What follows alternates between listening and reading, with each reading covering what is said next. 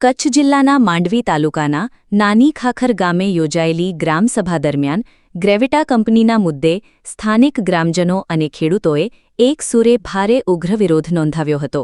કંપનીના પ્રોજેક્ટને કારણે ગામના પર્યાવરણ, ખેતી અને સ્થાનિક લોકોના હિતો પર વિપરીત અસર થવાની ભીતિ વ્યક્ત કરીને લોકોમાં ભારે અસંતોષ જોવા મળ્યો હતો।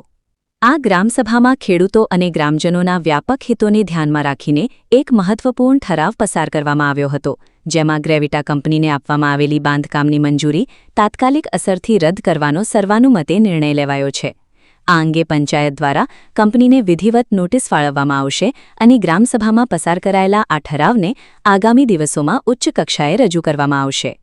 સ્થાનિક લોકો અને ખેડૂતોનું સ્પષ્ટ કહેવું છે કે ગામના હિતમાં યોગ્ય નિર્ણય લેવાય તે અત્યંત જરૂરી છે અને જો આવનારા સમયમાં પ્રશાસન દ્વારા ગ્રામજનોની આ માંગણીઓ પ્રત્યે યોગ્ય ધ્યાન આપવામાં નહીં આવે તો ગાંધી ચિંધ્યા માર્ગે ઉગ્ર આંદોલન કરવામાં આવશે। આ મહત્વપૂર્ણ ગ્રામસભામાં નાની ખાખર ગામના ભાઈઓ, બહેનો, ખેડૂતો અને સામાજિક આગેવાનો મોટી સંખ્યામાં ઉપસ્થિત રહ્યા હતા। જોવા જઈએ તો અમારે જ્યારે કંપનીનું ખાતમુહૂર્ત થયું 10 તારીખે, એના પછી 14 તારીખે પહેલો વિરોધ નોંધાવેલો હતો મારાથી ગ્રામ પંચાયતમાં કલેક્ટરશ્રીને, મામલતદારશ્રીને, તાલુકા વિકાસ અધિકારીને। એના પછી પણ એ લોકોએ આવો જ એમનો વલણ રાખ્યો। કોઈ હજી સુધી મને કોઈ રિપ્લાય નથી આવ્યો, ગ્રામજનોનો કોઈ જવાબ ન મળ્યો। એના પછી અમારી ગ્રામસભા થઈ, ગ્રામસભામાં બહોળી સંખ્યામાં વિરોધ નોંધાવવામાં આવ્યો હતો। એના પછી 7 તારીખે 2/7 અમારો જ્યારે ઠરાવ રદ નામંજૂર કરી બાંધકામ મંજૂરી, એના પછી પણ એ લોકો ટીડીઓ સાહેબે હુકમ કર્યો। હવે કયા આધારે હુકમ કર્યો એ જ નથી સમજાતું, કારણ કે ગ્રામસભાને તો ધ્યાનમાં જ નથી લેવામાં આવ્યો। કારણ કે ગ્રામસભા એ સર્વોપરી સત્તા છે, ગ્રામસભાની પૂર્વ મંજૂરી ન હોય તે પાછળ એને મંજૂરી આપવાનો કોઈ અધિકાર રહેતો જ નથી। ને ટેકનિકલ કારણ શું હોય ગ્રામસભા માટે? ગ્રામસભા હોય, ગામની જે સભા છે એ જ મોટો ઓલો છે, કાયદો જ છે એક જાતનો કે ભાઈ પર્યાવરણ, અમને આરોગ્યને નુકસાન થશે, એનાથી મોટો તો કંઈ ટેકનિકલ કારણ હોઈ ન શકે। આરોગ્યથી મોટો ટેકનિકલ કારણ શું હોય? તે છતાંય એ લોકોએ ટેકનિકલ કારણના નામે અમારા જે 2/7નો જે ઠરાવ નિષેધ કર્યો, એના પછી ટેકનિકલ કારણના જે બહાના આપ્યા અધિકારીઓ, જે વહીવટ થતા હોય, અમને તો એવી જ લાગી રહ્યું છે કે સરકાર અને પ્રશાસન અમારા ફેવરમાં નથી, ત્યારે જ આવું થઈ રહ્યું। કારણ કે આટલી સંખ્યામાં જે ઐતિહાસિક ગ્રામસભા છે, જોવા જઈએ તો આખા કચ્છમાં આવી ગ્રામસભા ક્યાં નહીં થઈ હોય, એટલી પબ્લિક આ ગ્રામસભામાં ભેગી થઈ છે, બધા વિરોધ કરી રહ્યા છે। તે છતાં એ લોકો એ કંપનીને છાવરતા હોય તો આ ખેડૂતોનું ક્યારે વિકાસ થાય? અમને કોઈ વિકાસના અમે વિરોધી નથી, પણ આવો વિનાશ અમને નથી જોઈતો જે અમારી ખેતી અને અમારી આજીવિકાને છીનવી લે। અમારા ગ્રામ પંચાયત ગ્રામસભામાં આજે નિર્ણય લેવામાં આવ્યો છે કે અમારો જે રેવન્યુ એરિયા છે એના 15 કિલો રેવન્યુ એરિયા, એના સિવાય અમારા આજુબાજુનો જે પ્રદૂષણ અમને લાગુ પડે એવા એરિયાને અમે ગ્રામસભા દ્વારા ગ્રીન ઝોન જાહેર કરવામાં આવ્યો છે। આવા કોઈ પણ પ્રદૂષણકારી એકમો અહીંયા ન સ્થાપિત થાય એના માટે આજે ગ્રામસભામાં ઠરાવ કરવામાં આવ્યો છે। ને આજે આપણે જોવા જઈએ તો હમણાં જ 3-4 દિવસ અગાઉ કચ્છ મિત્રમાં આવ્યું હતું મુંદ્રાનું કે બાગાયત ખતમ થઈ રહ્યું છે, તો અમારું તો બધાથી સારામાં સારું બાગાયત છે। હવે તમને એટલું ધ્યાન નહીં હોય કદાચ, નાની ખાખરમાં જે બાગાયત છે ને એ માંડવી તાલુકામાં અને મુંદ્રા તાલુકામાં એવું બાગાયત ક્યાંય નથી। આ બાગાયત એટલું સુધર્યું છે કારણ કે નર્મદાના નીર છે, પણ આવું બધું પ્લાન્ટ આવશે તો અમારું બાગાયત ખતમ થઈ જશે, તો અમે કરશું શું? બાગાયત ઉપર અને ખેતી ઉપર તો અમે જીવી રહ્યા છીએ, અમારું ખેતી જ નષ્ટ થશે તો અમારા કારણે બીજો કંઈ વિકલ્પ રહેતો જ નથી।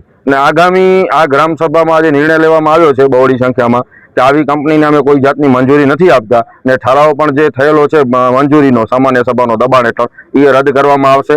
અમે કલેક્ટરશ્રીને રજૂઆત કરશું એ ઠરાવ આપીને, ને આગામી અમને જરૂર પડશે તો અમે હાઈકોર્ટમાં પણ આ કંપનીને ચેલેન્જ કરવા જશું। આજે જે ગ્રામસભાનું આયોજન હતું તે ગ્રેવિટા કંપની જે આવે છે નાની ખાખરની સીમમાં, તે વિરુદ્ધનો પેલા ગ્રામસભામાં ઠરાવ થયો હતો 5/6ના।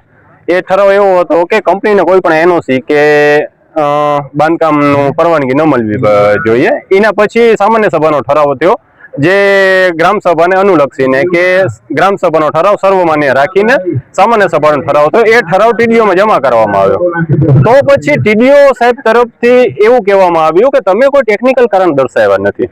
હવે સામાન્ય સભા જે ટેકનિકલ કારણ નથી દર્શાવ્યા, સામાન્ય સભાએ સપોર્ટ કર્યો છે ગ્રામસભાને। હવે બધાને ખબર છે ગ્રામસભા સર્વોપરી છે, તેમ છતાં ટીડીઓ શ્રીએ એવો હુકમ કરવામાં આવ્યો કે તમે સામાન્ય સભાનો ઠરાવ રદ કરીને કંપની પાસેથી જે કંઈ બી તમારે વસૂલી કરવાની હોય એના પછી બાંધકામની પરવાનગી આપો। હવે આ સીધી રીતે સામાન્ય સભાને ચેલેન્જ, ગ્રામ સભાને ચેલેન્જ થયો. આપણને બધાને ખબર છે ગ્રામ સભા સર્વોપરી છે, જેને ચેલેન્જ કોઈ પણ અધિકારી કે કોર્ટ પણ ન કરી શકે. તેમ છતાં TDOC ના હુકમથી આ બધું કરવામાં આવ્યું.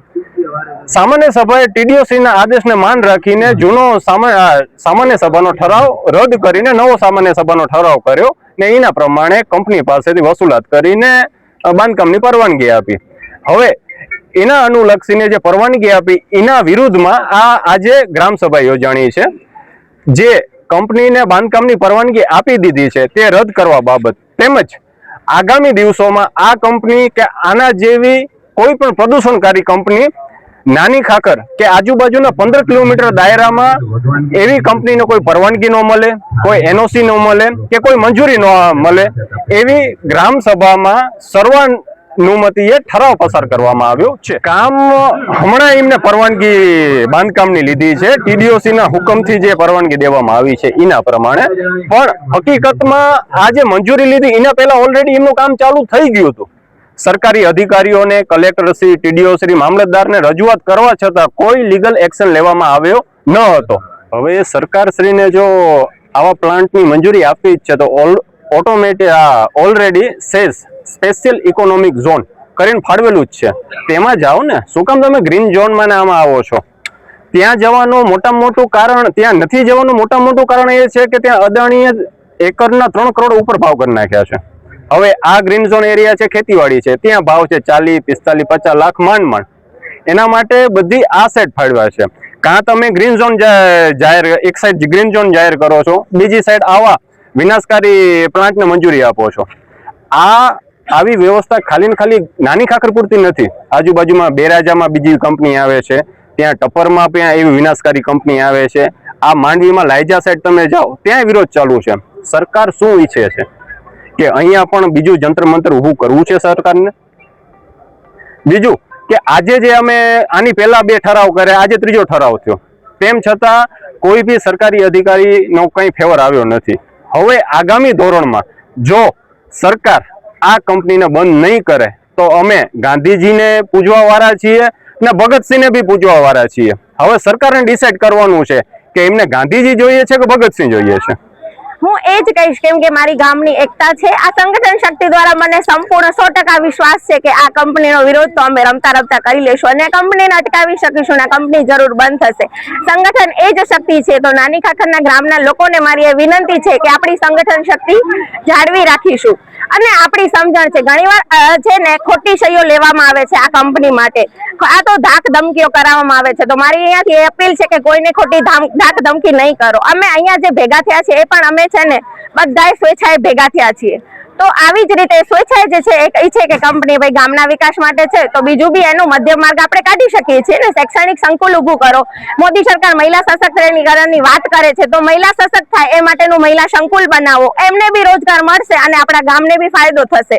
અને આ જ વસ્તુ ગામ જે નથી ઈચ્છતું, ગામનો સપોર્ટ નહીં હોય તો આ કંપની લોસમાં જ ચાલવાની છે.